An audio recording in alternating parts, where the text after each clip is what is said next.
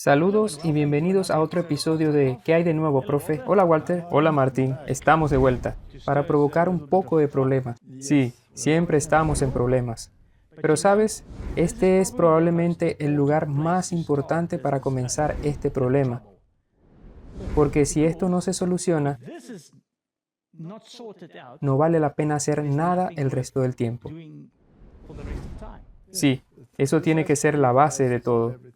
Comencemos con una palabra de oración. Nuestro Padre Celestial, este es un tema tan importante. Te pedimos que por favor ilumines nuestras mentes, nos guíes a través de la discusión y también ilumines las mentes de los espectadores en el nombre de Jesús. Amén. Ahora, Martín, no todos lo verán de esta manera, pero está bien. Como dice Pablo, tal vez algún día lo vean de esta manera. Eso suena un poco arrogante, pero sigamos de todos modos. Purificada 7 veces. Estamos hablando de la palabra de Dios. Ahora, la palabra de Dios es esencial para nosotros, porque es la vida del mundo. Y sin la palabra de Dios, no sabríamos ni siquiera por dónde empezar. Y la pregunta es, ¿cuál es la palabra de Dios? ¿Cómo sabemos que tenemos la palabra de Dios? Así que hablemos de estos temas. Lo hemos hecho muchas veces antes en programas anteriores. La gente puede ver los episodios anteriores sobre este tema. Y tú has realizado estudios y conferencias muy exhaustivas sobre esto. Asalto total en bastantes lugares. Sí, hay numerosas conferencias sobre esto, pero es un tema que nunca podrá ser agotado. Y sabes, Martín, podríamos seguir y seguir y seguir y leer versículo de la Biblia tras versículo de la Biblia y mostrar cuáles son las diferencias, y podría llevarnos una eternidad, y no creo que eso sea necesario. Si realmente hay un problema con parte de esto, podríamos hacerlo. Pero si las personas entienden la esencia del asunto, también deberían poder seguirlo y sacar sus propias conclusiones. Así que echemos un vistazo a este tema. Será un tema largo porque es un tema importante. Comencemos con la educación más alta que cualquiera pueda tener. Jeremías 9, verso 23. Así dijo Jehová: no se alabe el sabio en su sabiduría, ni en su valentía se alabe el valiente, ni el rico se alabe en sus riquezas.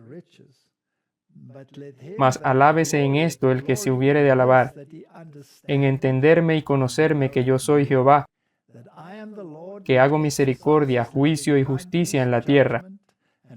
Porque estas cosas quiero, dice Jehová. En otras palabras, la Biblia dice, no hay nada tan importante como conocer a Dios. Eso es verdad.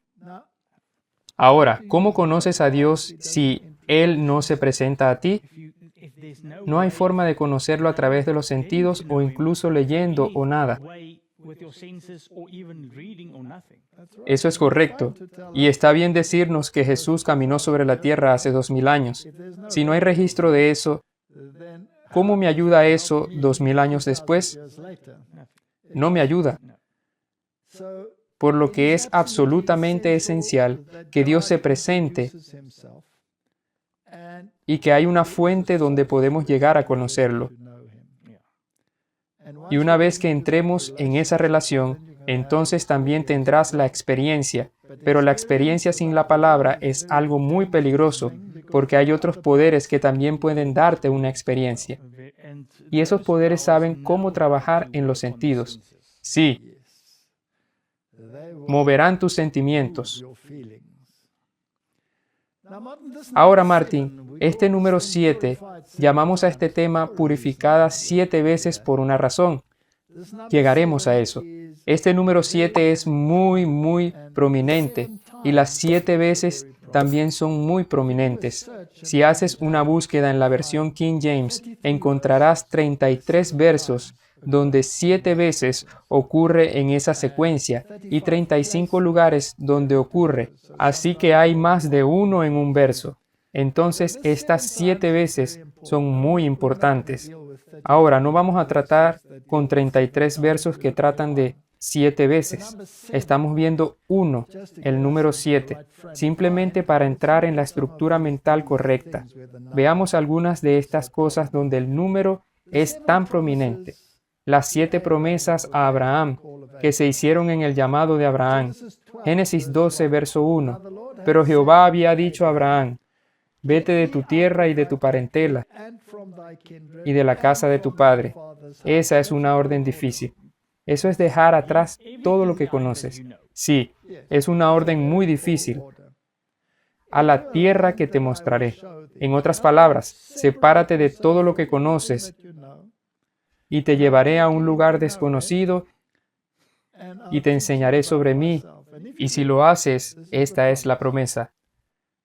Y haré de ti una nación grande y te bendeciré. Y engrandeceré tu nombre y serás bendición. Bendeciré a los que te bendijeren, y a los que te maldijeren maldeciré, y serán benditas en ti todas las familias de la tierra. 7 promesas. En realidad son promesas asombrosas. Solo la de te haré una gran nación. Está casado con una mujer estéril. Te bendeciré. Haré grande tu nombre para que seas una bendición. Bendeciré a los que te bendigan y maldeciré a los que te maldigan. Y en ti serán benditas todas las familias de la tierra. Esa es una gran promesa. Es una promesa muy grande, pero viene con una condición. Sal de tu país, sepárate de tu parentela e incluso de la casa de tu padre. Una orden muy difícil. Muy bien. Apocalipsis 1, verso 3. Bienaventurado el que lee y los que oyen las palabras de esta profecía y guardan las cosas en ella escritas, porque el tiempo está cerca. Así que esa es la primera bendición. Tienes que estudiar el libro. Amén. Me encantan las bendiciones.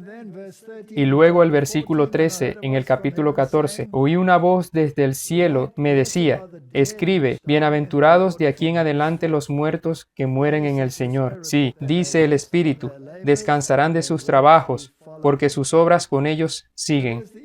Entonces, allí está el tema del descanso, y hay una bendición si mueres en el Señor, porque solo estás durmiendo un momento. Hay mucho de información en esa.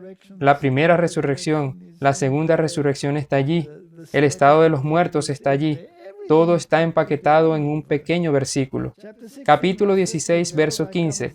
He aquí, yo vengo como ladrón. Bienaventurado el que vela y guarda sus ropas, para que no ande desnudo y vean su vergüenza. La justicia de Cristo está encarnada en eso, oh seguro. Así que ten cuidado de no perder la justicia de Cristo.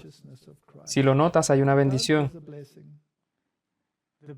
La mejor bendición de todas es la promesa para la eternidad. Sí. Capítulo 19, verso 9. Y el ángel me dijo, escribe, bienaventurados los que son llamados a la cena de las bodas del Cordero.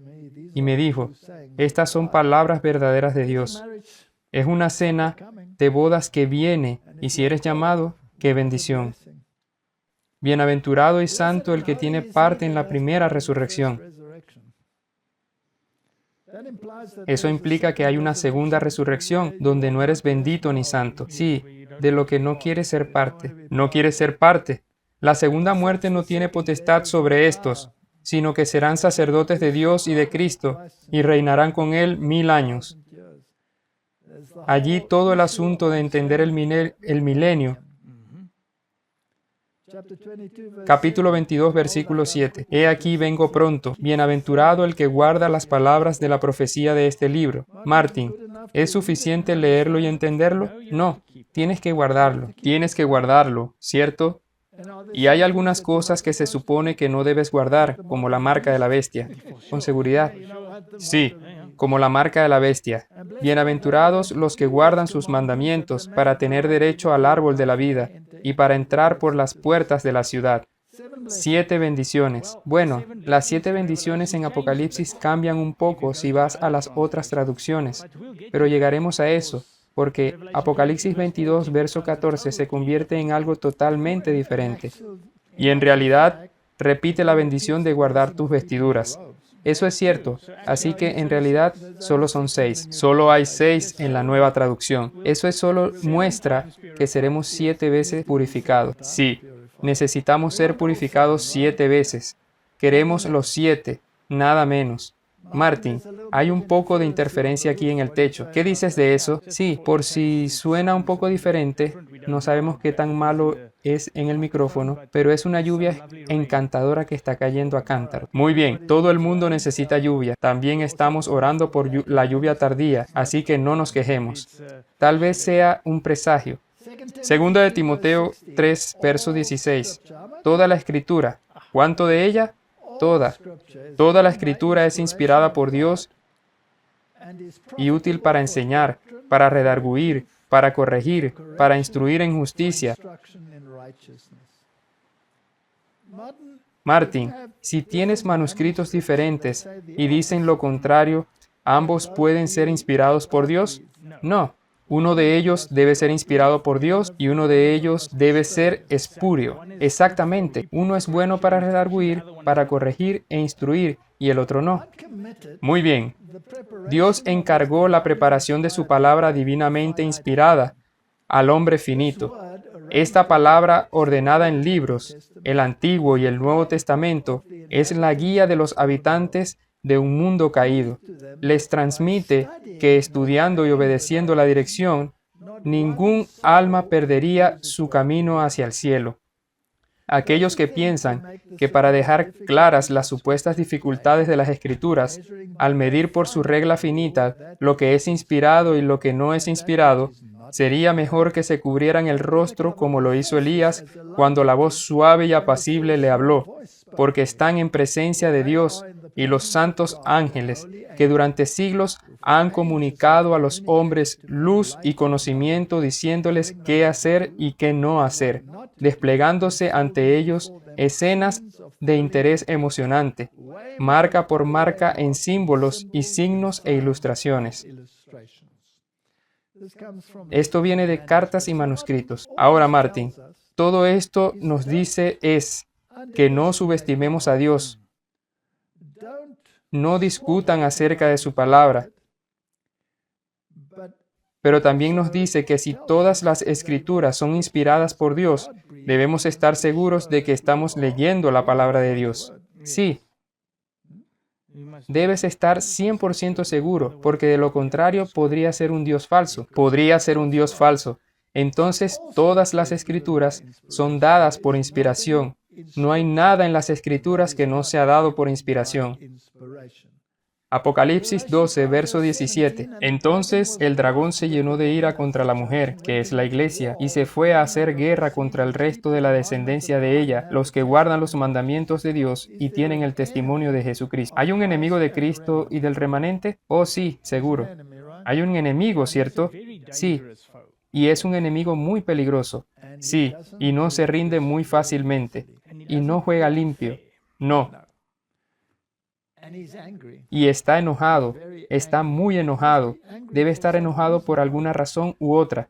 Una de las razones por la que la gente se enoja es si son expuestos. Sí, ¿cierto? Si atrapas a un ladrón y dices que es el culpable, se enoja mucho. Pensé, Martin, que deberíamos hablar un poco sobre la ley y el testimonio, porque este es un aspecto muy importante de las Escrituras. ¿Qué es la ley y qué es el testimonio? ¿Y por qué es importante? Porque la Biblia nos dice que estos dos están conectados entre sí. Salmo 19, verso 7. La ley de Jehová es perfecta, que convierte el alma. El testimonio de Jehová es fiel, que hace sabio al sencillo. Entonces tienes la ley y tienes el testimonio, y ellos son perfectos y son esenciales para la sabiduría. Salmo 78, verso 5. Él estableció testimonio en Jacob y puso ley en Israel, la cual mandó a nuestros padres que la notificasen a sus hijos. Isaías 8, verso 16. Ata el testimonio, sella la ley entre mis discípulos. Ahora, tratamos con esta pequeña palabra sello antes. Eso significa que debe estar impreso, debe estar marcado allí. Es una señal, es una marca de tu lealtad y debe quedar impresa en los discípulos. Isaías 8, verso 20, es uno muy importante. A la ley, en este caso es Torá, y al testimonio. Si no dijeren conforme a esto, es porque no les ha amanecido. Entonces, la Torá son los primeros 5 libros de la Biblia, y es la ley de Moisés. También contiene los 10 mandamientos, por supuesto. Y luego el testimonio es el testimonio de todos los demás profetas. Entonces, tenías la ley y tenías el testimonio. Si no dijeren conforme a esto, es porque no les ha amanecido. ¿Qué pasa si niegas la palabra? Entonces, obviamente, no estás hablando de acuerdo con la palabra. Entonces, no tienes luz, estás en oscuridad. Exactamente. Entonces, todo lo que das a otras personas también es oscuridad. Así que si la Biblia dice que fuiste creado o que el mundo fue creado en 6 días, y los evolucionistas dicen que no fue creado en 6 días, entonces no tienen luz, por supuesto, están en oscuridad, ¿verdad? Juan 8:17, y en vuestra ley está escrito, aquí está usando la palabra nomos, que el testimonio de 2 hombres es verdadero. Así que debe tener más de un testigo, ¿verdad? Que cada cosa sea establecida por 2 o 3 testigos, dice la Biblia. Se necesita más de un testigo. Por eso hay 4 evangelios, para que haya 4 informes de testigos presenciales de lo que pasó. Sí, para hacerlo legal. Exactamente. Entonces, la palabra Torá es un precepto o estatuto, especialmente el Decálogo o el Pentateuco, la ley. La palabra nomos significa desde una palabra primaria, repartir, especialmente comida o forraje a los animales, ley, mediante la idea de uso prescriptivo, generalmente, regulación, específicamente, de Moisés, incluyendo el volumen, también el Evangelio o figurativamente un principio, ley. Es similar, pero es un poco más amplia. Sí, tiene un poco más. Se refiere a lo que dicen las Escrituras, ya sea que estés leyendo en los Evangelios o en Moisés. Así que a la ley y al testimonio, si no hablan de acuerdo con esa palabra, no les ha amanecido. Así que básicamente lo que tenemos en el mundo es un choque de mentes. Sí, por supuesto. Tenemos mentalidades, veámoslas. Solo hay 2 sistemas religiosos en el mundo. Solo hay 2. Hay muchas organizaciones, pero solo 2 sistemas. Ni 3 ni 4. Solo 2. Hay salvación en Cristo que viste al penitente con el manto de la justicia inmaculada de Cristo. Ese es uno. O hay salvación por las obras, el cual busca su propia justicia y elude a Cristo. Esos son los 2. La palabra de Dios es el expositor del primer sistema y el segundo sistema niega esta palabra. Está en guerra con esta palabra. ¿Está claro eso? Es 100% claro, y eso es lo que ves en el mundo. Ahora, hay una pequeña palabra aquí que encuentro importante, y es que la salvación en Cristo viste al penitente. Tienes que arrepentirte. Siempre hubo un llamado a la nación. Fue arrepentirse, exactamente, y ser bautizado.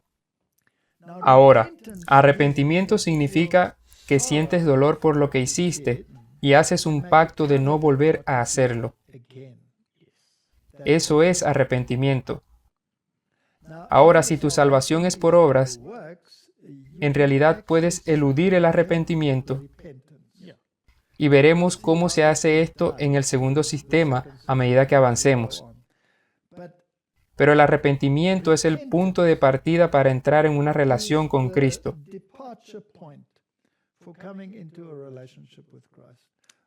Sin arrepentimiento no hay relación. El arrepentimiento no es también lo mismo que la diferencia entre en la mano o en la frente. El arrepentimiento es ambos. Estás convencido, sí, y harás lo correcto.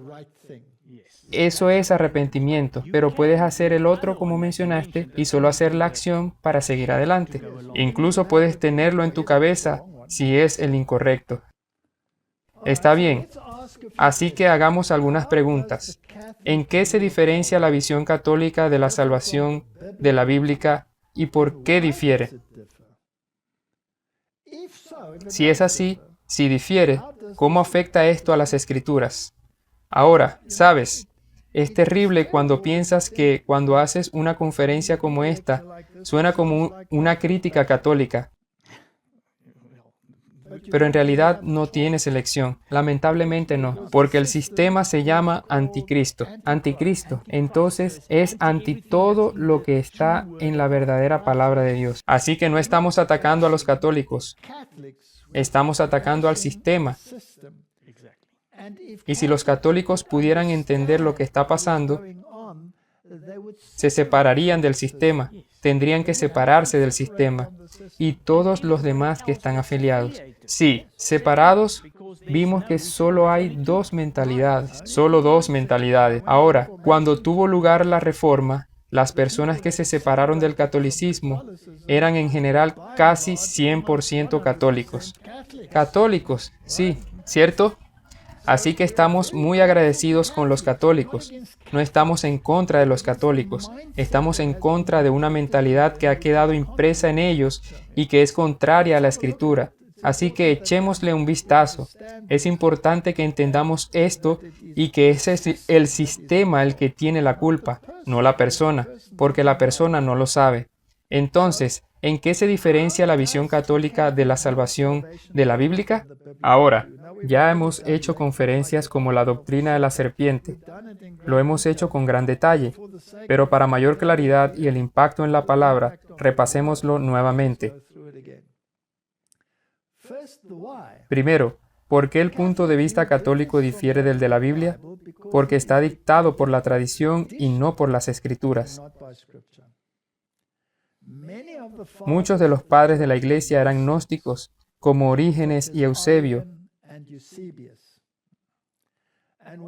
Y una vez que sus puntos de vista se convirtieron en dogmas infalibles, pudieron por definición no ser cambiados. Se basan en la filosofía griega y no en la Biblia. Ahora, en el sistema del gnosticismo, no existe tal cosa como que Jesús sea el único ser humano divino. Todos estamos básicamente en el mismo camino. Todos estamos en este camino hacia la divinidad, por lo que niega la divinidad exclusiva de Cristo y le atribuye poderes a todos, incluida toda la humanidad. Así que esa es la primera diferencia. Entonces, ¿en qué se diferencian? La teología católica niega la expiación. Cristo nunca murió por ti, tan ciertamente como lo hacen las otras religiones principales. Es todo un solo sistema. Dicen que eres salvo por las buenas obras de Jesús y no por su muerte sustitutiva. De la misma manera, las buenas obras de los santos y María pueden hacer lo mismo. Así que ves que lo están llevando al nivel del hombre. Eso es llevado a su conclusión lógica. Entonces los santos y María también podrían hacerlo ofreciendo a Dios un regalo que es mayor que aquel que es quitado por el pecado de otros individuos. Un intercambio, por así decirlo, de algo bueno por algo malo. Así que esto es un pensamiento católico y tiene un defecto importante porque básicamente puedes recibir algo de otros seres humanos y si te quedas corto, puede ser compensado por tus buenas obras. Es como una transacción comercial. Sí, está bien. El siguiente punto es: la teología católica niega que Jesús pagó el precio por el pecado. Él simplemente fue obediente hasta la muerte, pero no por ti. Eso significa que cada pecador debe pagar su propio precio, ya sea yendo al infierno, si su pecado no es perdonado, o si es perdonado por el poder investido en el sacerdote. Entonces él o ella aún debe pagar el precio antes de ir al cielo, y para esto inventaron el purgatorio, que es un lugar donde se paga el precio del pecado. Para aliviar el precio que se paga en el purgatorio, la Iglesia ofrece una tesorería del mérito, de la que se pueden dispensar indulgencias, ya que tanto el perdonado como los no perdonados son eternos. Viven para siempre. Esto trae consigo la doctrina de la inmortalidad. Así que tú eres inmortal. Si no eres perdonado, irás al infierno. Sí, si un sacerdote te ha perdonado, aún debes pagar el precio por lo que hiciste. Pagas ese precio en el purgatorio. Pero puedes acortar el tiempo en el purgatorio si el Papa toma lo que está en la tesorería del mérito,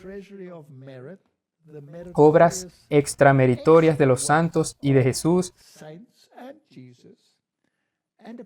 y las aplica a ti, y ganaron mucho dinero con ellas porque incluso las vendieron por dinero. Eso es una locura. Pero este sistema está vivo y coleando, y vive hoy porque el Papa actual, el Papa Francisco, acaba de ofrecer una indulgencia para todos los que escucharon su armonía pascual. Sí, así que eso es lo mismo. Nada ha cambiado. La gente siempre dice, pero Roma ha cambiado. Eso era en la Edad Media. Nada ha cambiado. Métetelo en la cabeza. Nada ha cambiado. No puede porque son infalibles. Así es, y como acabas de mencionar, Él simplemente lo hizo de nuevo. Simplemente hizo las indulgencias. Sí. Tercer punto. La teología católica enseña que el hombre puede volverse justo por sus buenas obras. En lugar de la doctrina bíblica de que el hombre recibe la justicia imputada de Cristo por la fe en Él, la salvación en el catolicismo está por lo tanto centrada en el hombre, y la salvación bíblica está centrada en Cristo. La teología no enfatiza el arrepentimiento, sino la penitencia. Ese es un punto muy importante. Ahora puedes entender por qué la Iglesia Católica puede trabajar con organizaciones como la mafia, por ejemplo. Porque si haces algo malo como matar a otras personas que se interponen en tu camino, o traficar con drogas o cualquier cosa que obviamente esté mal, todo lo que tienes que hacer es confesar y el sacerdote lo perdona y luego tienes que hacer una penitencia. Sí, pero luego continúas haciendo lo que hiciste antes, así que no hay arrepentimiento. No, otra vez, es solo una cosa basada en obras, no es una decisión. Correcto. Así que básicamente no hay arrepentimiento y regreso al estándar moral que Dios ha dado. Hay formas y medios de eludirlo. Y este es un tema muy serio, por lo que toda la teología es diferente de lo que enseña la Biblia. ¿Qué pasa, Martin, si eres una organización que a los ojos de las personas es supuestamente bíblica? Entonces, ¿qué haces? ¿Entierras la Biblia o la cambias? Primero intentas deshacerte de ella y si no funciona, entonces la cambias. Muy bien, eso es muy importante porque esta teología no la encuentras en la Biblia. Solo asegurémonos para que la gente no crea que nos estamos chupando el dedo. Esto viene del Catecismo de la Iglesia Católica. En Cristo Redentor mismo, la satisfacción de los méritos de su resurrección existen y encuentran su eficacia. La tesorería incluye también las oraciones y buenas obras de la Santísima Virgen María.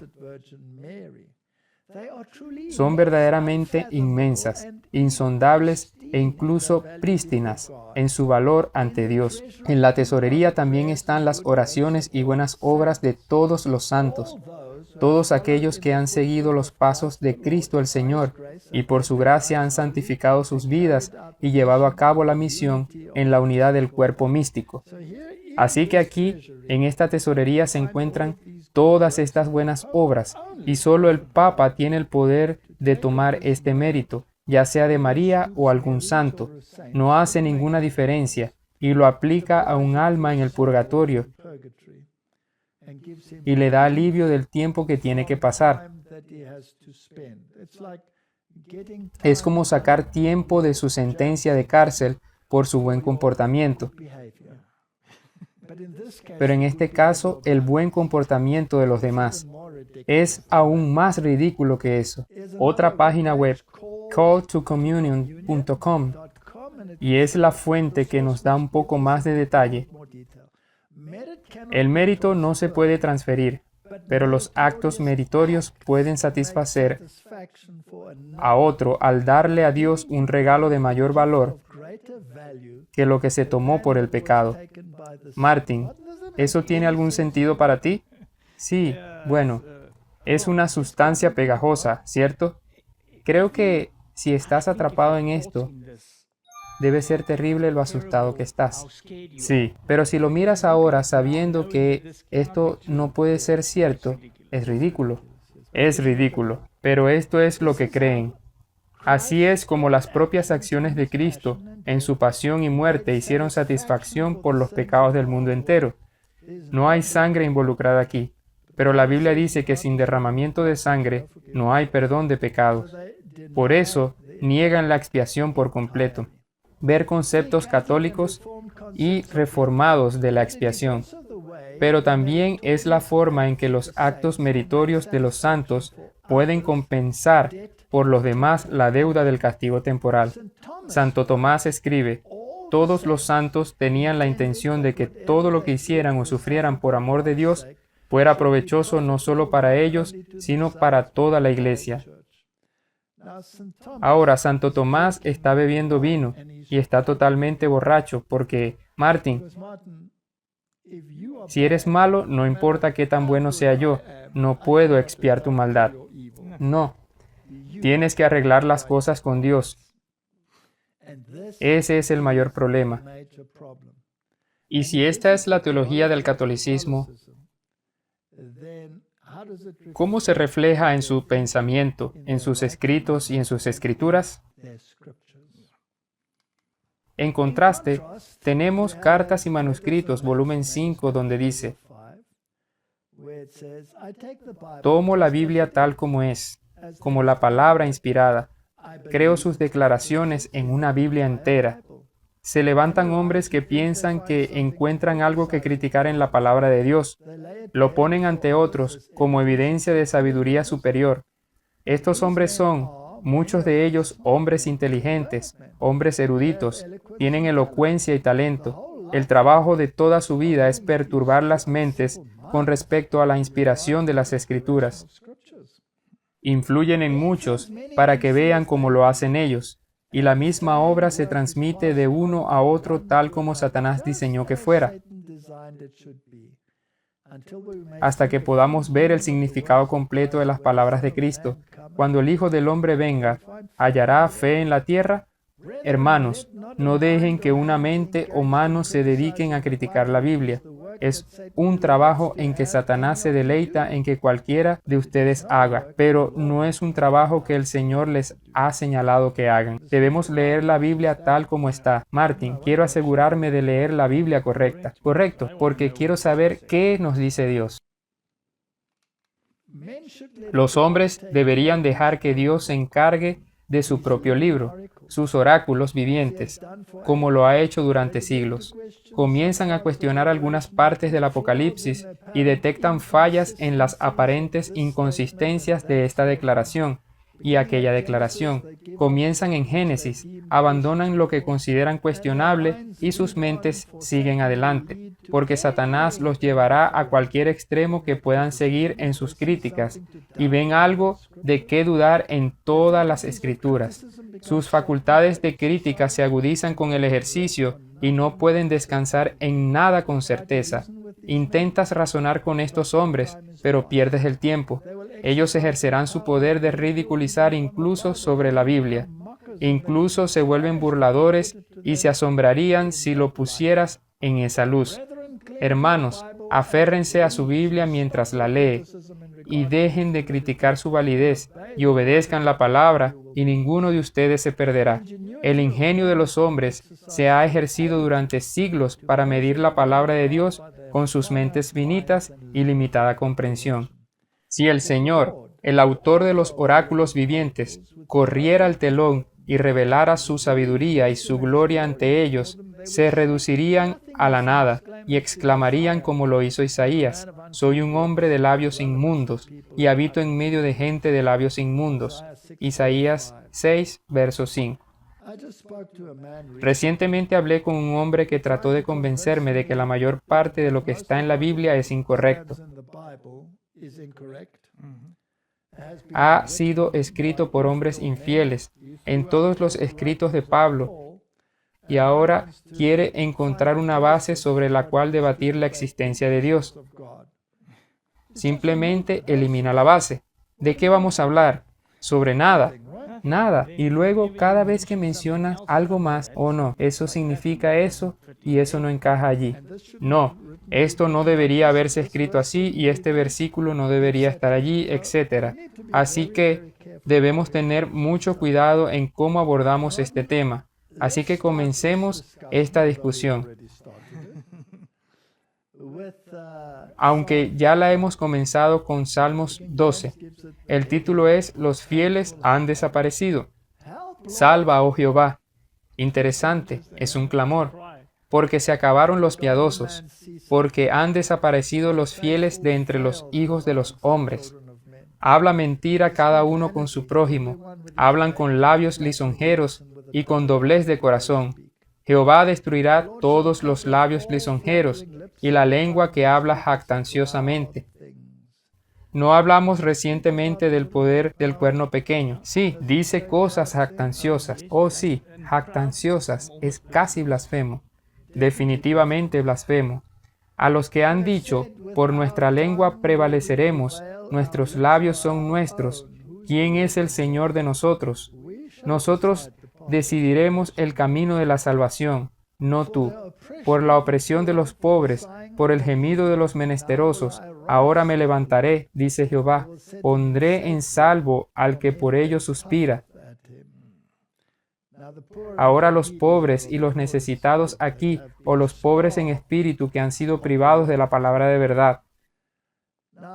Ahora, dos versos muy importantes. Versículo 6. Las palabras de Jehová son palabras limpias, como plata refinada en horno de tierra, purificada 7 veces. Y el siguiente verso.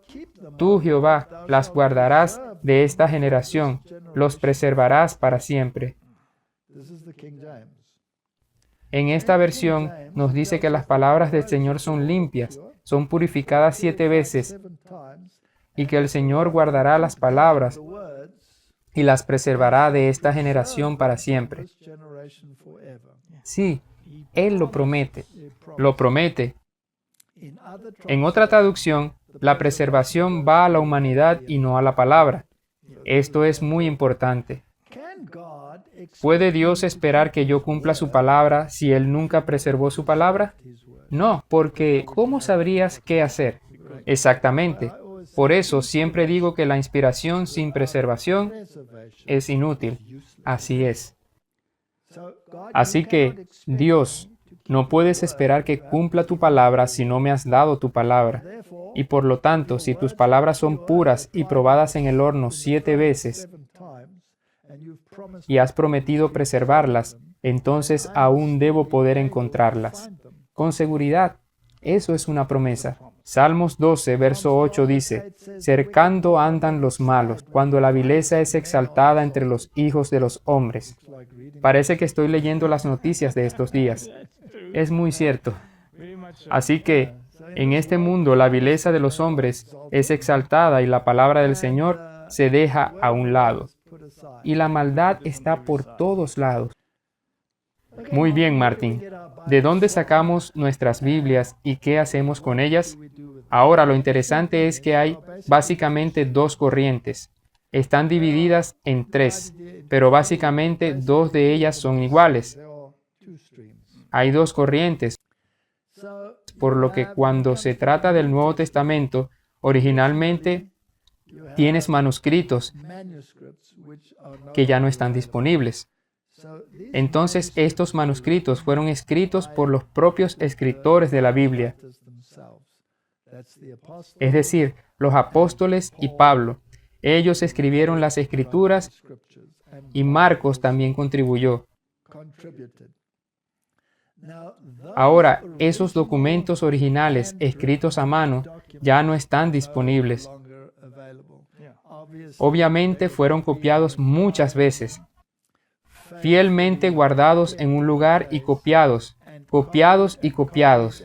Entonces tenemos copias de copias, pero no tenemos los originales. Eso es tan bueno como escanear el original en tu computadora y simplemente imprimir las copias. Correcto. Así que digamos que los manuscritos originales se perdieron, pero tenemos miles de copias. Ahora tienes dos corrientes. Una es la familia alejandrina y los originales también están perdidos. Y luego tienes los antepasados de la familia occidental y los originales también están perdidos. Bien, ahora la familia occidental. Eso simplemente significa aquellos manuscritos que se mantuvieron en gran parte en Europa occidental, y esos manuscritos y los manuscritos alejandrinos son básicamente parte de una familia. Muy bien. Entonces, echémosle un vistazo.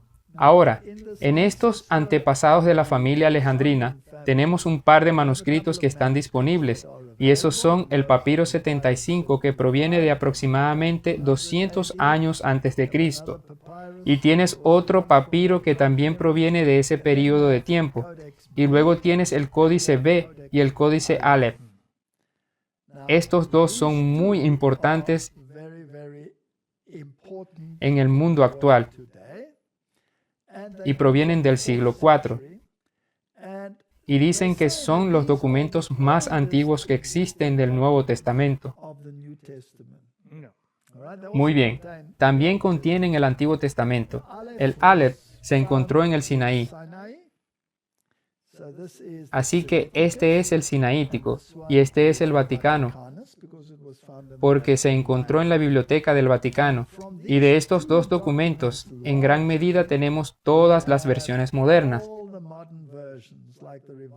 como la versión revisada, la versión americana, la versión estándar revisada, y la nueva Biblia en inglés y todas las demás, la nueva versión internacional, etc. Todas provienen de esta corriente. Anterior a esta, la corriente occidental, la antigua Vulgata latina. Había una antigua versión latina y luego estaba la Vulgata latina, y luego estaba el códice D, el códice D2, el códice E, y ahí tuvieron la versión Douay de 1582, que es la versión jesuita de la Biblia. Y los manuscritos pertenecen a la misma familia, tienen el mismo texto y coinciden estrechamente en la redacción. De estas dos corrientes, la alejandrina y la occidental, son básicamente lo que comprenden las Escrituras tal como las conserva el catolicismo. La Vulgata latina es la que el papado ha declarado infalible. También es interesante que, por supuesto, la versión Douay no es el Mesías que aplasta la cabeza de la serpiente, sino que es María la que aplasta la cabeza de la serpiente. Y lo mismo encontrarás en la Vulgata. Así que hay algo allí que es muy extraño para empezar. Y luego tienes la corriente que condujo a la versión King James. donde tenías las versiones góticas, tenías la siríaca, la peshita, tienes el códice W, que es Mateo, y el códice A, y luego la gran mayoría de las escrituras del Nuevo Testamento. Y hay miles y miles de manuscritos, al menos 5,000, si no más que suficientes testigos, y todos corresponden. Ahora, esta corriente se llama corriente oriental, la del medio. Fue en Siria donde los cristianos fueron llamados por primera vez cristianos, y los manuscritos se guardaron en Antioquía, por lo que los discípulos, Pablo y los discípulos, los manuscritos se almacenaron allí. Por lo que la otra corriente es la que el Vaticano reclama, y de ahí surge la versión King James. Ahora todos los manuscritos originales se han perdido, por lo que algunos de estos manuscritos provienen del siglo V, copias de copias de copias de copias. Por eso es que siempre parece como si... Pero hay muchas transcripciones que están todas en armonía. Entonces dicen que estos que provienen del siglo IV, como el Sinaítico y el Vaticano, son más antiguos, y que dicen que más viejo es mejor, pero no necesariamente es así, porque estos fueron encontrados en entornos muy cuestionables, en papeleras y escondidos en una biblioteca, por lo que nadie había tenido acceso a ellos nunca. Pero a esta corriente todos tenían acceso porque había miles de copias. Exactamente, y está mucho más extendida por toda la tierra. Ahora, echemos un vistazo a este asunto. Ahora uno de los grandes eruditos de la posreforma fue Dean Burgon. Ahora, él habla sobre el carácter de los dos autoproclamados manuscritos más antiguos, y estos son, por supuesto, el Sinaítico y el Vaticano. Dice de estos dos: la impureza del texto exhibida por estos códices no es una cuestión de opinión, sino de hecho. Solo en los Evangelios, el Códice B, el Vaticano, omite las palabras o cláusulas completas no menos de 1491 veces. Tiene rastros de transcripción descuidada en cada página. El Códice Sinaítico abunda en errores de ojo y de la pluma en un grado no comparable, pero afortunadamente bastante inusual en los documentos de mayor importancia. Por lo que dice que los documentos son horrendos. Sí, ni siquiera son copias exactas. Correcto. Continúa y dice: en muchas ocasiones, 10, 20, 30, 40 palabras se pierden por mucho descuido. Letras y palabras, incluso oraciones completas, o frecuentemente escritas 2 veces o comenzadas y canceladas inmediatamente, mientras que ese grave error por el cual se omite una cláusula porque termina con las mismas palabras que la cláusula anterior, aparecen no menos de 115 veces en el Nuevo Testamento. Esto proviene de Les Garrett. ¿En qué Biblia podemos confiar? Entonces, estos dos son bastiones de las versiones modernas de la Biblia. Sí, estos son el Vaticano y el Sinaítico. Sí, estos dos son documentos muy confusos y, por cierto, el Vaticano ni siquiera tiene la Biblia completa, no tiene Génesis y no tiene Apocalipsis. Y, por supuesto, el Sinaítico y el Vaticano contienen los apócrifos, y tenemos que hablar de eso, además de incluir la epístola de Bernabé en el Sinaítico, que tiene declaraciones tan ridículas como que la hiena da a luz por la boca y cambia de sexo, y luego tiene la declaración de que cuando Cristo salió de la tumba ni siquiera podía caminar, así que 2 ángeles lo sostuvieron y la cruz caminaba detrás de él sola. Cosas patéticas como esta, y se supone que esto es un océano de pureza. Sí, y entonces se supone que esto es escritura como hemos leído antes la palabra de Dios. Sí, y Dios, todo lo que Dios inspiró será preservado. Muy bien, dijiste que menciona que la hiena da a luz. Fue la comadreja. Fue la comadreja, sí. Sí, pero la hiena cambia de sexo después del nacimiento. Declaraciones tan ridículas como esta. Ahora, la Biblia, la central de la cual obtenemos la versión King James, es muy interesante y tenemos que hablar sobre de dónde vino exactamente y cómo llegó a existir. Ahora, si vamos al Salmo 12, las palabras de Jehová son palabras limpias, como plata refinada en horno de tierra, purificada 7 veces. Ahora, William Tyndale, en su versión de 1525, publicó el Nuevo Testamento. Desde Génesis hasta Segunda de Crónicas y Jonás fueron traducidos, pero publicados por separado, no como una Biblia. Tyndale tradujo lo más posible del griego y del hebreo en lugar del latín, como lo hizo Wycliffe. La traducción de Wycliffe no fue una purificación, ya que se tradujo únicamente de la corrupta Vulgata latina. Ahora, hablemos un poco de eso. ¿De dónde vinieron estos manuscritos? ¿Te refieres a los que están en medio nuestro? Sí, los que dicen en que está basada la versión King James. Martin, tenemos que pensar en este tema con gran seriedad, por lo que Roma había tenido toda su autoridad basada en la Vulgata latina por Jerónimo. Tenemos que preguntarnos de dónde vino eso y cómo se convirtió en la Biblia autorizada de la Iglesia Católica Romana. Las iglesias orientales tenían otra corriente, el llamado texto recibido. Sí, ahora ese texto ya no tiene los documentos originales, pero ahora hay traducciones de eso que son muy antiguas. Por ejemplo, Armenia tenía una traducción a su idioma que también es del siglo IV y que está en completa armonía con este texto recibido. La otra cosa es que es muy interesante. No hay documentos antiguos. Hay muchas cartas de los primeros padres de la Iglesia que citan estos textos. Del primer siglo, del segundo siglo, y solo con las citas se puede poner junto casi todo el Nuevo Testamento. Y lo interesante es que esas citas están en armonía con el texto recibido, no con las versiones alejandrina u occidental. Y por cierto, todas fueron descubiertas en el desierto, escondidas por las arenas del tiempo, 4.500 años. Estas son ahora el sinaítico y esos. Sí, todos esos documentos en los que esas dos corrientes que componen las versiones católicas fueron ocultadas a la humanidad.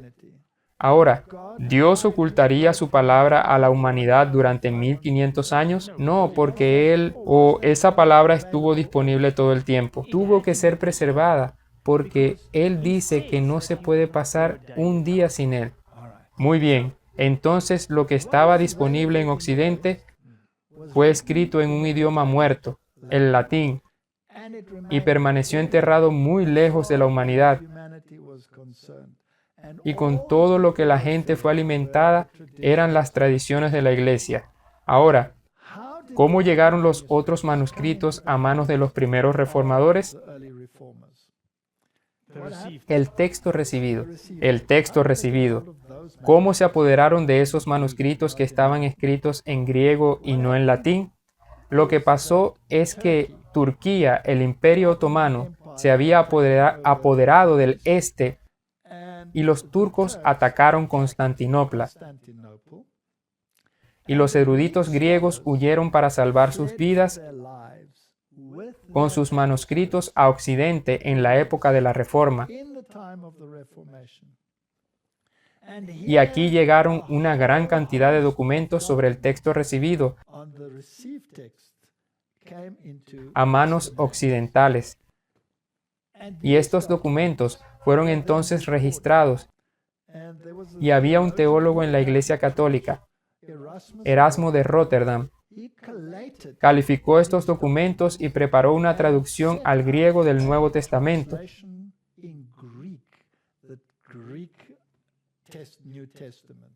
Y los reformadores se apoderaron de estos documentos y basaron sus traducciones en estos documentos. Ahora, William Tyndale es el primero en 1525 en utilizar estos documentos, la versión griega del Nuevo Testamento, para publicar su Nuevo Testamento. Los anteriores que estaban disponibles eran Wycliffe, por ejemplo. Ahora Wycliffe usó la Vulgata y habían al menos 2000 errores que incluso el papado había corregido después de declararlo infalible, lo cual es muy extraño si lo piensas. Entonces, la primera palabra pura, real, si el texto recibido puede verse como tal, fue la que usó William Tyndale. Pero no tenía todos los manuscritos, por lo que aún así tomó prestado un poco aquí y allá de los manuscritos latinos. Ahora, había otros manuscritos latinos. La antigua Biblia latina está en armonía con el texto recibido. No debe ser confundida con la Vulgata latina. No, solo explique qué significa la Vulgata. La Vulgata significa, en la lengua vulgar, el latín que se hablaba en la época del idioma común. Eso es lo que tradujo Jerónimo, pero llegaremos a esos detalles más adelante. La primera palabra que se tradujo al inglés fue la de William Tyndale, donde usó en gran medida estos manuscritos que habían venido del Oriente, y usó algunos otros también. Y luego se hizo una mejora porque Tyndale nunca terminó el trabajo. Lo estrangularon porque él era un sacerdote católico, así que no lo quemaron vivo como lo hicieron con los demás por ese terrible trabajo que hizo de traducir la Biblia de los manuscritos griegos al inglés. Ahora, el trabajo no estaba completo, así que el segundo intento fue de Miles Coverdale. En 1535 publicó la primera Biblia completa en inglés. Coverdale se basó en el trabajo de Tyndale y, sin embargo, también la tradujo del alemán y del latín, pero no completamente del idioma original, por lo que hubo una mejora, pero aún no era perfecta. Coverdale y Tyndale algunas veces trabajaron juntos en esta traducción. El tercero fue John Rogers. Ahora, Tyndale había sido asesinado, por lo que en 1537, utilizando el seudónimo de Thomas Matthew, publicó la Biblia Matthew, que combinó lo mejor del trabajo de Tyndale y Coverdale. Y Rogers también terminó lo que Tyndale no pudo completar debido a su muerte temprana. Lo interesante es que también agarraron a John Rogers, lo ataron a la hoguera y lo quemaron también.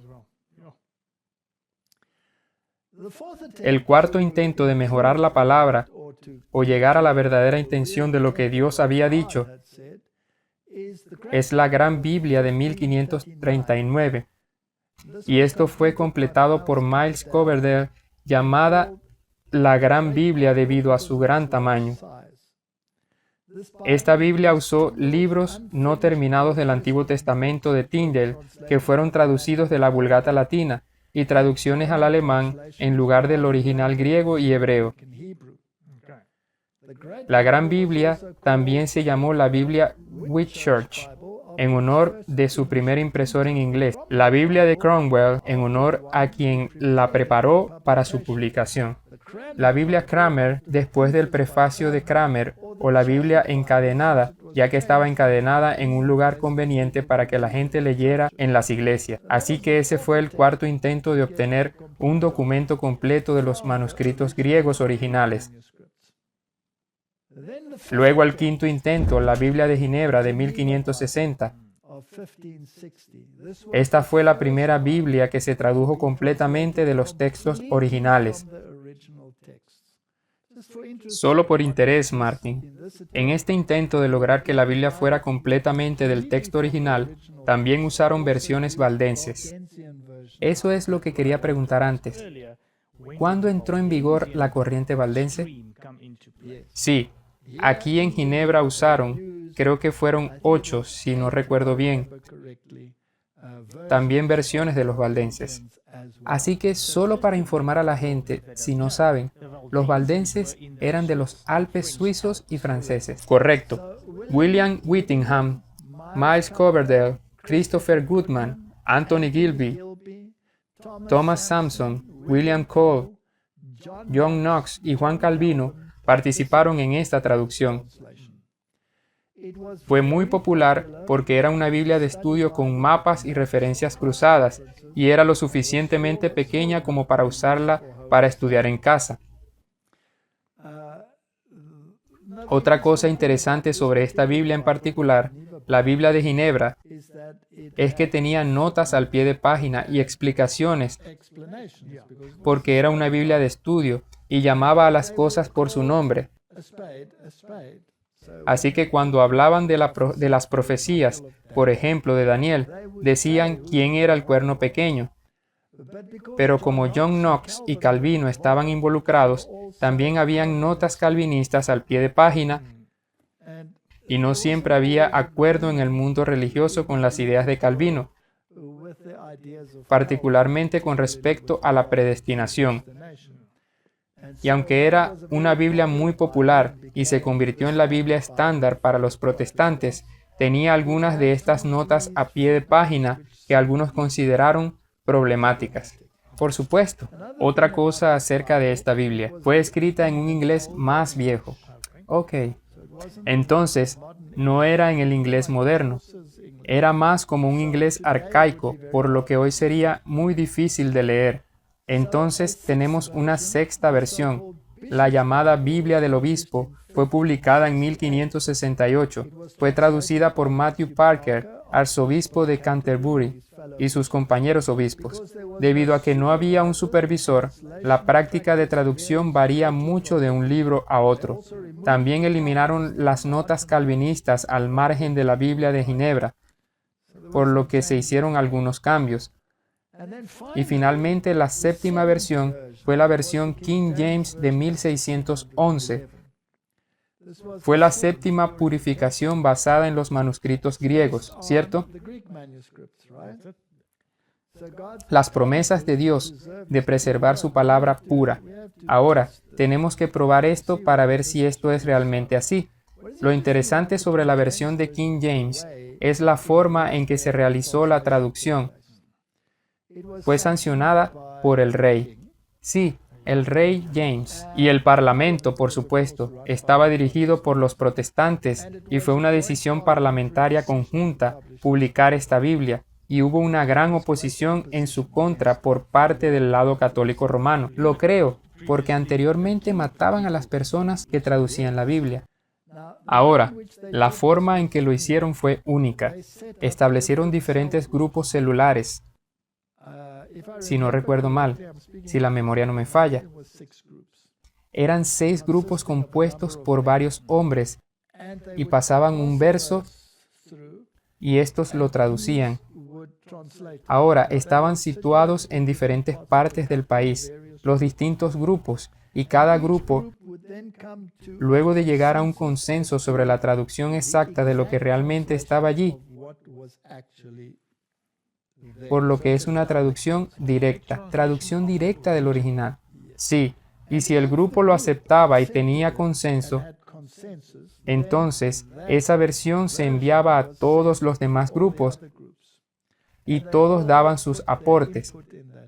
Y cuando llegaban a un consenso en todos los ámbitos, la abrían a los demás teólogos y las personas en las universidades, etc., para dar sus opiniones, y solo si había un consenso absoluto se aceptaba.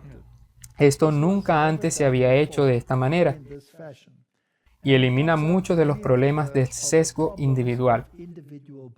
Es cierto, porque es cubierto por diferentes personas en diferentes lugares y te muestra exactamente lo que está en el original. Hubo mucha oposición del lado católico contra esta versión porque, por supuesto, negó muchos de los errores que había en la Vulgata. Sí. Bueno, incluso el papado hizo 2000 correcciones, ¿cierto?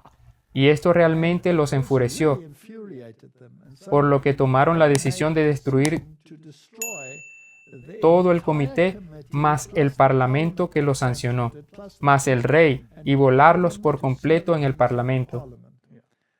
Y Guido Fawkes era el individuo entrenado por los jesuitas al que se le asignó la tarea de destruir todo el sistema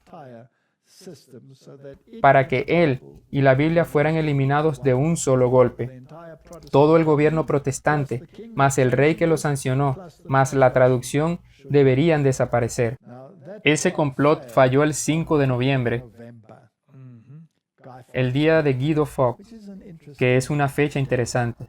Así es como surgió y de dónde vinieron realmente los manuscritos.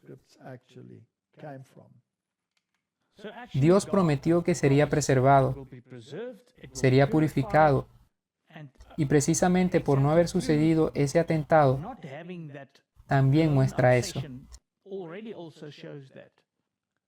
Sí, Dios impidió que eso sucediera.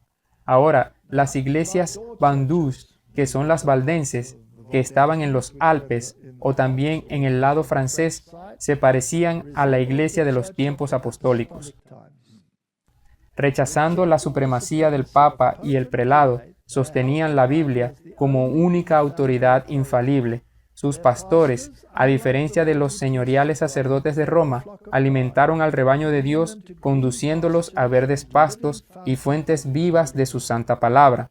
El pueblo no se reunió en magníficas iglesias o grandes catedrales, sino en los valles alpinos o en tiempos de peligro en alguna fortaleza rocosa para escuchar las palabras de verdad de los siervos de Cristo. Los pastores no solo predicaron el Evangelio, visitaron a los enfermos y trabajaron para promover la armonía y el amor fraternal. Como Pablo, el fabricante de tiendas, cada uno aprendió algún oficio mediante el cual, si era necesario, proveyera para su propio sustento. La creencia religiosa se fundaba en la palabra escrita de Dios.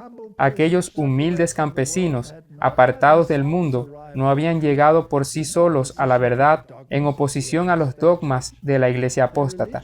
Su creencia religiosa era la herencia de sus padres. Contendían por la fe de la iglesia apostólica, la iglesia en el desierto, y no la orgullosa jerarquía entronizada en la gran capital mundial. Era la verdadera iglesia de Cristo, la guardiana de los tesoros de la verdad que Dios encomendó a su pueblo para ser entregada al mundo. Y es interesante que sus documentos se basaron en el texto recibido, ¿cierto?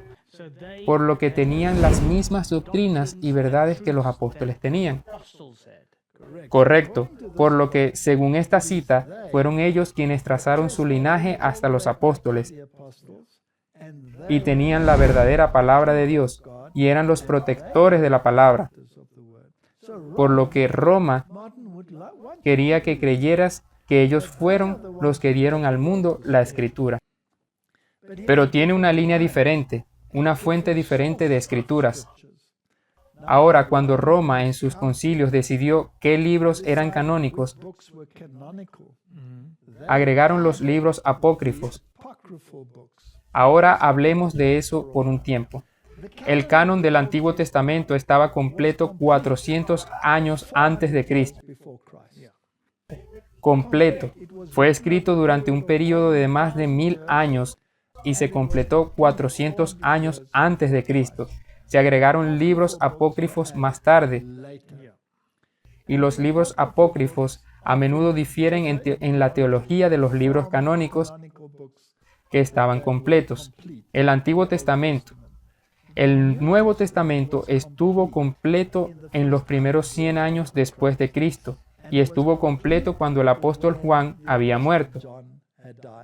Esos manuscritos estaban disponibles y la Iglesia Católica Romana nunca existió en esa etapa, por lo que no tenían nada que ver con el canon del Antiguo Testamento, ni tampoco tenían nada que ver con el canon del Nuevo Testamento. Los libros apócrifos del Nuevo Testamento se escribieron alrededor del siglo II al siglo IV, así que vinieron más tarde y fueron agregados, y la Iglesia Católica Romana decidió que los libros apócrifos debían ser canónicos. Sí, así que esa es su contribución a la Biblia. En otras palabras, una información espuria que contradice los documentos originales. Es verdad, y la mayor parte está ahí para respaldar sus doctrinas. Y es por eso que quieren los libros apócrifos, pero nunca le dieron al mundo la Biblia. Así que ese es el status quo de donde vino la Biblia King James. Ahora, ¿cómo todo esto afecta esta guerra en la palabra? ¿Y cuál es ahora la verdadera palabra? ¿La línea que vino a través de los protestantes o la línea que vino a través del papado? La línea alejandrina del siglo II en adelante a través de Alejandro, a través del gnosticismo, a través de Jerónimo, hasta la Vulgata, hasta los manuscritos católicos, o desde la época apostólica hasta los valdenses y más tarde estos manuscritos orientales, cuando los turcos invadieron, llegaron al oeste y estos manuscritos fueron utilizados por los reformadores. Y la pregunta es, ¿Dios les dio a los reformadores manuscritos espurios? ¿Les habría dado la Vulgata que tenía tantos errores?